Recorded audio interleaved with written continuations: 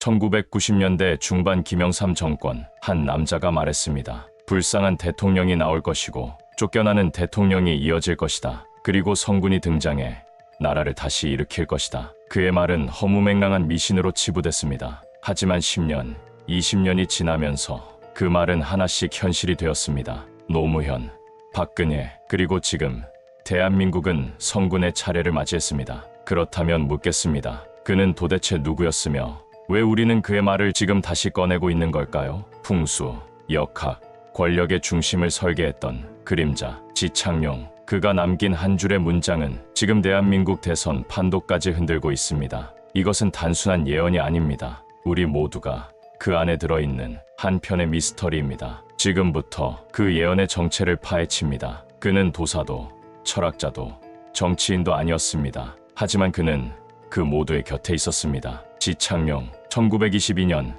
경기도 시흥의 작은 마을에서 태어난 소녀는 일제강점기를 뚫고 일본으로 건너가 공학을 공부했습니다. 그가 맡은 직책은 용광로 책임자, 이과적 사고에 강한 기술자였습니다. 하지만 어느 날 일본 교토의 명치릉 근처에서 한 동포를 만나게 됩니다. 이 만남은 그의 인생을 완전히 뒤바꿉니다. 그가 들은 것은 천리와 천명, 곧 우주의 질서와 인간의 운명을 읽는 법이었습니다. 그는 그 자리에서 확신했습니다. 기술보다 더 깊은 질서가 있다는 것. 귀국 후 그는 평양제철소 소장으로 부임할 예정이었지만 그 길을 접고 곧장 해인사로 향합니다. 지금으로 치면 기업의 임원직을 거절하고 산속으로 들어간 셈입니다. 그곳에서 그는 영리학, 즉 주역과 운명을 해석하는 철학을 본격적으로 파고들기 시작합니다. 절간의 암자, 그곳이 그의 두 번째 탄생지였습니다. 이후 봉화상굴로 내려가 학문에 몰두하던 그에게 찾아오는 이들이 생겼습니다.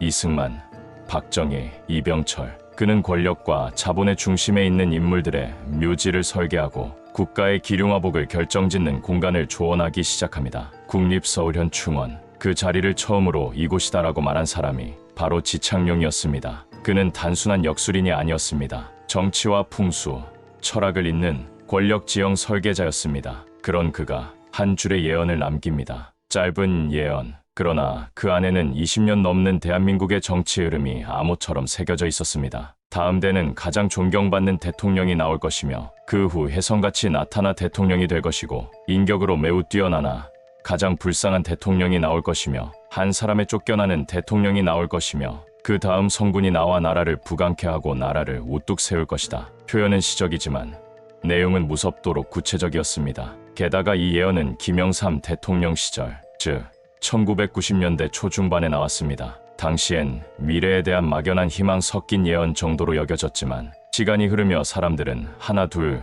그의 말이 실제로 맞아떨어지고 있다는 사실에 주목하기 시작했습니다. 첫 번째 문장, 가장 존경받는 대통령. 해석 대상 김대중 대통령. 1970년대부터 민주화의 아이콘으로 불린 인물. 수차례 투옥과 납치, 가택연금을 견디고 결국 대통령에 당선. 남북정상회담, 노벨 평화상 수상 등 국내외에서 가장 존경받는 대통령이라는 평가를 받아왔습니다. 두 번째 문장, 인격적으로 매우 뛰어나나 가장 불쌍한 대통령. 해석 대상 노무현 대통령. 검소함과 진정성으로 국민적 인기를 얻었지만 퇴임 후 정치 보복과 논란 속에서 극단적 선택. 그의 죽음은 국가가 한 사람을 죽였다는 말이 나올 만큼 충격적이었습니다. 세 번째 문장, 한 사람에 쫓겨나는 대통령.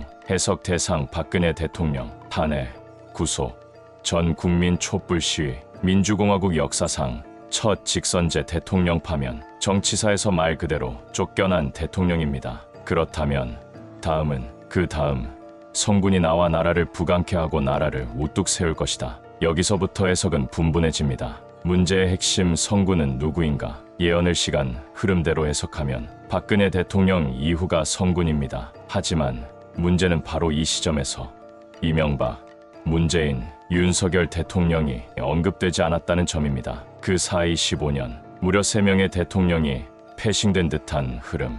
이 때문에 예언 해석자들 사이에선 두 가지 설이 존재합니다. 1. 문재인이 성군설, 코로나 위기 대응, 국제적 신뢰도 상승, 품위 있는 퇴임으로 평가. 그러나 나라를 부강케 했다는 평가엔 한계가 있다는 반론. 2. 진짜 성군은 아직 오지 않았다 설, 박근혜 이후 3명은 과도기. 지창용 예언에서 성군만 유일하게 미래형, 나라를 부강케 한다는 표현은 단기간 성과로 판단하기 어려움. 결국 이 설은 성군이 2025년에 등장할 것이라는 결론에 다다름. 그리고 지금 대한민국은 2025년 6월 대통령 선거를 앞두고 있습니다. 예언은 지금 바로 이 순간을 가리키고 있을지도 모릅니다. 지창룡의 예언은 여기서 끝나지 않았습니다. 쫓겨나는 대통령 이후 성군이 등장하고 온 국민이 괴로워 살 수 없는 시대가 온 뒤 통일이 이루어질 것이다. 이 문장에서 핵심은 두 개입니다. 하나는 성군의 등장, 다른 하나는 통일이라는 거대한 변화의 시점입니다. 단순히 대통령 한 사람의 이야기가 아닙니다.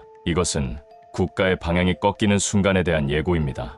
성군의 정체는 누구인가? 성군, 성스럽고 뛰어난 임금이라는 의미입니다. 군사적 영웅이 아니고 경제적 성공만으로도 성립되지 않습니다. 성군이란 국가를 도덕적으로 재정비하며 정치 시스템의 신뢰를 복원하는 인물입니다. 하지만 이 말 속엔 또 다른 함정이 숨어 있습니다. 나라를 부강케 하고 우뚝 세운다. 이 말은 단기간 내 정권 차원의 개혁을 말하는 게 아닙니다. 이는 국가 정체성의 회복, 그리고 대한민국의 글로벌 위상 제정이라는 상징으로 익힙니다. 따라서 지창룡이 말한 성군은 단순히 유능한 지도자가 아니라 국가의 분열과 갈등을 수렴하고 장기적 안목으로 국민 통합을 이끄는 인물이어야만 합니다.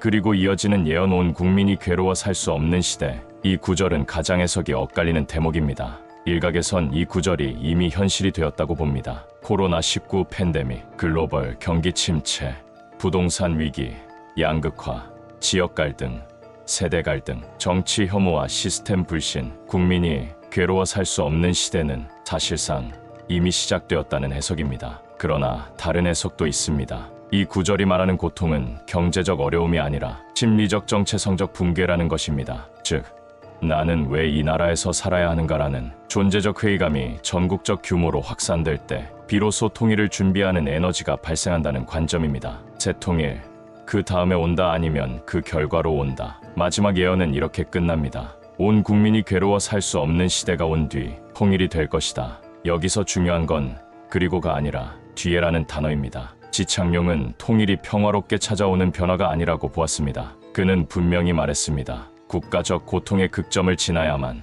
비로소 통일이라는 새로운 구조로 넘어갈 수 있다고. 이건 단순한 낙관적 예언이 아닙니다. 고통과 혼란, 그 끝에서 재편되는 구조에 대한 경고였습니다. 지창룡이 말한 예언의 순서는 마치 불에 타는 용광로와도 같습니다. 쇳덩이는 태워야만 불순물을 걷어낸 뒤 강철이 됩니다. 그는 말합니다. 불쌍한 대통령 쫓겨나는 대통령 성군 혼란 통일. 이 모든 흐름은 한 사회가 스스로를 정화해 나가는 정치적 열처리 과정이라는 것입니다. 이제 그 마지막 조각을 채울 시간입니다. 과연 누가 예언의 흐름 속 성군의 자리에 가까이 와 있는가? 성군이란 누구인가? 성군은 군성쥐는 단순한 착한 정치인이 아닙니다. 예언 속 성군은 다음과 같은 기운을 품고 있어야 합니다. 화의 통제 분열된 에너지를 하나로 다스릴 자, 토의 중심 국정의 안정성과 공감의 기반, 금의 결단 낡은 질서를 끊고 새로운 법을 세울 인물, 수의 유연성 대립된 민심을 수렴할 수 있는 감각, 목의 확산력 외부로 국가 위상을 확장시킬 글로벌 시야. 이 다섯 기운을 중심으로 2025년 대선 후보 3명의 기운 흐름, 상징성, 시대적 의미를 해부해 보겠습니다. 이재명 화는 넘치고 수는 마르다. 인화보다 투쟁의 기운. 이재명은 태어난 순간부터 화와 토의 충돌 속에 놓인 운명입니다. 소년공 출신의 뿌리는 강한 토. 하지만 정치적 이미지는 끊임없이 타오르는 화의 성질입니다. 언변, 결단, 추진력 모두 강한 화에서 나옵니다. 문제는 물의 부재입니다. 즉, 유연성과 수용력의 부족. 불은 밝지만 동시에 위험합니다. 민심은 가열되지만 곧 피로해지고 타버립니다. 이재명이 성군의 자리로 나아가려면 자신을 태워 싸우는 방식이 아니라 타인의 기운을 품어 함께 타오르게 할 수 있어야 합니다. 김문수 토는 깊고 금은 단단하다. 그러나 목은 없다. 김문수는 노동운동가, 시절의 목의 확장력, 그리고 현재 보수의 금에 에너지를 품은 사람입니다. 그는 체계적이고 단단합니다. 명리적으로는 지속성과 신념의 힘이 강한 구조입니다. 하지만 성군의 조건 중 목의 기운, 확산과 새로움이 부족합니다. 즉, 그는 이미 존재하는 것을 지키는 데 강하고 새 질서를 창조하는 데에는 에너지가 약합니다. 성군은 새로운 틀을 만드는 자입니다. 김문수는 그 틀을 지키는 역할에는 적합하지만 만드는 자는 아닐 가능성이 높습니다. 결국 혼자 힘이 아닌 새로움을 만드는 자의 도움을 통하면 성군이 될 수 있다고 해석될 수 있습니다. 이준석 금은 날카롭고 목은 확장되며 수가 흐른다. 그러나 토는 얕다. 이준석은 독특한 기운을 가졌습니다. 금 논리, 기술, 혁신의 날카로운 언어, 수 빠른 확장력과 대중성, 목 민감한 대중감각과 유연한 사고. 하지만 명리적으로 보면 중심의 힘이 부족한 인물입니다. 즉, 지금은 날카롭고 빠르게 뻗어나가지만 국정의 무게 중심을 잡는 데에는 검증이 부족합니다. 이제부터 공감의 무게감, 즉 토의 기운을 얼마나 채울 수 있는가가 관건입니다. 그가 이 기운을 획득하는 순간 그는 예언 속 성군의 조건을 완전히 갖추게 됩니다. 풍수적 시각지형의 힘은 어디에 쏠리고 있는가? 이재명의 정치 기반은 경기도, 한반도의 중심이지만 최근 10년간 정치적 갈등과 분열이 심화된 곳, 풍수적으로 보면 기운이 뒤엉켜 정체된 지형, 김문수는 대구 경북 기반, 보수의 뿌리, 강한 금기운의 상징성. 하지만 새 시대엔 과거 지형의 기운이 약화되는 흐름, 이준석은 동해를 향한 목의 흐름, 그리고 수도권을 향해 뻗어나가는 기세의 확장력이 강함. 예언은 말합니다. 성군은 등장한다. 하지만 그가 누구인지는 말하지 않았습니다. 그 말의 의미는 명확합니다. 성군은 선택되는 것이 아니라 만들어지는 것이다. 그 기운은 지금도 흐르고 있으며 국민의 선택, 그리고 그 인물이 자기 기운을 얼마나 다듬느냐에 따라 예언의 주인공은 바뀔 수 있습니다. 그는 이미 우리 곁에 나타났는지도 모릅니다. 다만 우리가 아직 그를 알아보지 못했을 뿐입니다. 지창룡의 예언은 미래를 점친 것이 아니라 우리가 어느 방향으로 가야 하는지를 알려주는 나침반이었습니다. 이제 그 마지막 조각은 우리의 선택 속에서 완성될 것입니다. 여러분은 어떻게 생각하십니까? 2025년 대선 후보 중 지창룡 예언에 가장 가까운 인물은 누구라고 보십니까? 이재명, 김문수, 이준석. 그들 중 성군의 기운을 품은 자는 누구입니까? 여러분의 해석을 댓글로 남겨주세요. 그 예언의 완성은 여러분의 눈에 달려 있습니다. 시청해 주셔서 감사합니다.